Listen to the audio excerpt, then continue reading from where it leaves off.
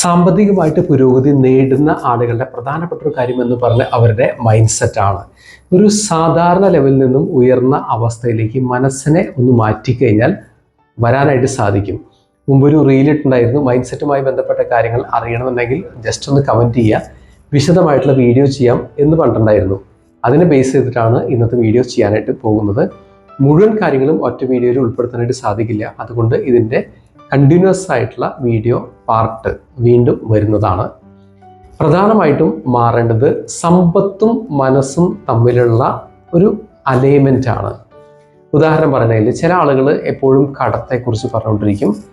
Mind power ടെക്നിക്കുകൾ അനുസരിച്ച് കടത്തെക്കുറിച്ച് പറഞ്ഞുകൊണ്ടിരിക്കുന്ന ആളുകളുടെ കടങ്ങൾ ഒരിക്കലും വീടില്ല എന്നുള്ളതാണ് സത്യം.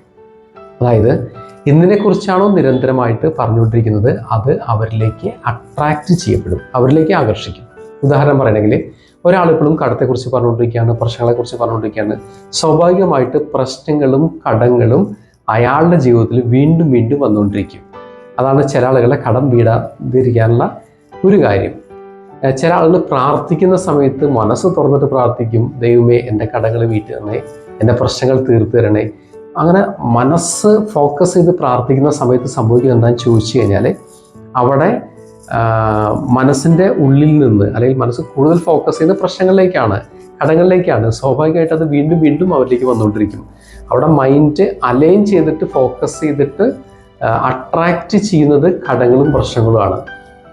അതുകൊണ്ട് പ്രശ്നങ്ങളെക്കുറിച്ചും കടങ്ങളെക്കുറിച്ചും കണ്ടിന്യൂസ് ആയിട്ട് സംസാരിക്കുന്നത് കുറച്ച് ഒഴിവാക്കുക, കുറച്ച് കൊണ്ടുവരിക, എന്നിട്ട് പതുക്കെ ഒഴിവാക്കുക.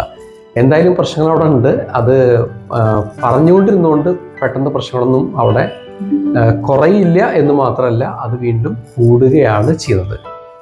ഇനി സമ്പത്ത് എന്ന് പറയുന്നത് എനർജിയാണ്. സാമ്പത്തികം, പൈസ എന്ന് പറയുന്നത് എനർജിയാണ്. ഈ എനർജി നമ്മളിലേക്ക് വരണമെന്നുണ്ടെങ്കിൽ നമ്മളുടെ ഒരു എനർജി ലെവൽ അവിടെ മാറണം.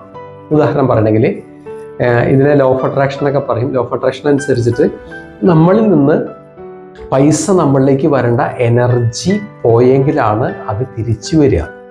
അങ്ങനെയാണ് അതിൻ്റെ ഒരു സത്യം. ഇത് ഓൾറെഡി പ്രൂവ് ചെയ്തിട്ടുള്ളതാണ്. അപ്പോൾ ദാരിദ്ര്യത്തെക്കുറിച്ച് സംസാരിക്കുക, പ്രശ്നങ്ങളെക്കുറിച്ച് സംസാരിക്കുക, അങ്ങനെ എപ്പോഴും നെഗറ്റീവ് കാര്യങ്ങളിൽ ഉള്ള ഒരാളുടെ മൈൻഡ് സെറ്റ് അനുസരിച്ച് അയാളിലേക്ക് സമ്പത്ത് വരിക എന്നുള്ളത് വളരെ ബുദ്ധിമുട്ടായിട്ടുള്ള കാര്യമാണ്. അപ്പോൾ ചിന്തിക്കേണ്ടത് എന്താണെന്ന് ചോദിച്ചാൽ ഒട്ടും പൈസ ഇല്ലെങ്കിൽ പോലും എനർജി ലെവലിൽ ഒന്ന് ഹൈ ലെവലിലേക്ക് കൊണ്ടുവരിക. അതായത് പൈസ ഉള്ള ഫീലിങ്ങിൽ ഇരുന്നാൽ പോലും മാറ്റങ്ങൾ വരും.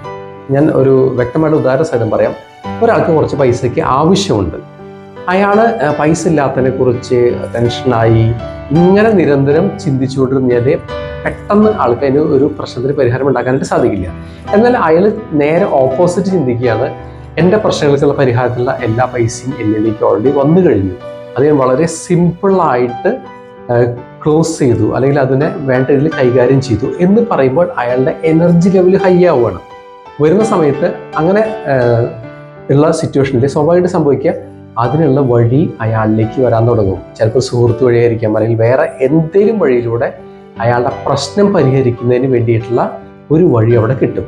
അതുകൊണ്ട് ചിന്തിക്കേണ്ട കാര്യം ഇതാണ്, നെഗറ്റീവായി ഡെസ്പായി എനർജി കുറഞ്ഞിരിക്കുന്നതിന് പകരം ഒന്ന് മാറ്റി ചിന്തിക്കുക, എൻ്റെ പ്രശ്നങ്ങൾ പരിഹരിച്ച് കഴിഞ്ഞു എന്ന ലെവലിലേക്ക് എനർജിയെ ഒന്ന് കൂട്ടിക്കൊണ്ടുവരിക. അങ്ങനെ വരുന്ന സമയത്താണ് നിങ്ങളിലേക്ക് ആ ഒരു പണം അട്രാക്റ്റ് ചെയ്യുന്നതിനുള്ള മൈൻഡ് സെറ്റ് മാറുക. ആ ഒരു എനർജി വർക്കുന്ന സമയത്താണ് ഇത് നിങ്ങളിലേക്ക് വരിക. അതുകൊണ്ട് ശ്രദ്ധിക്കേണ്ട കാര്യം ഇതാണ്, നെഗറ്റീവ് കാര്യങ്ങളെക്കുറിച്ച് പറയുന്നതും പ്രത്യേകിച്ച് പണത്തെക്കുറിച്ച് നെഗറ്റീവ് പറയാതിരിക്കുക. നിങ്ങൾ ഐശ്വര്യത്തെക്കുറിച്ച് പറയുള്ളൂ, സമൃദ്ധിയെക്കുറിച്ച് പറയുള്ളൂ, ധാരാളം പണമുള്ള ഒരു അവസ്ഥയെക്കുറിച്ച് പറയുള്ളൂ, ഇതൊക്കെ പറഞ്ഞുകൊണ്ടിരുന്നുള്ളൂ. ഇവിടെ നമുക്ക് പ്രത്യേകിച്ച് ഒരു ചെലവുമില്ല എന്നുള്ളതാണ് സത്യം.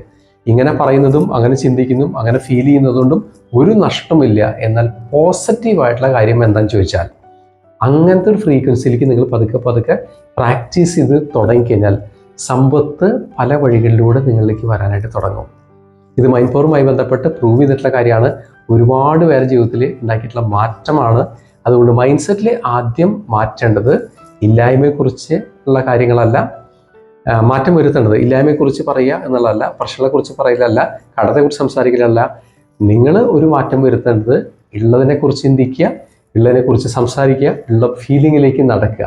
അങ്ങനെ ഒരു മാറ്റം സ്ഥിരമായിട്ട് പ്രാക്ടീസ് ചെയ്ത് നോക്കൂ. പതുക്കെ പതുക്കെ അതിൻ്റെ റിസൾട്ട് വരാനായിട്ട് തുടങ്ങും.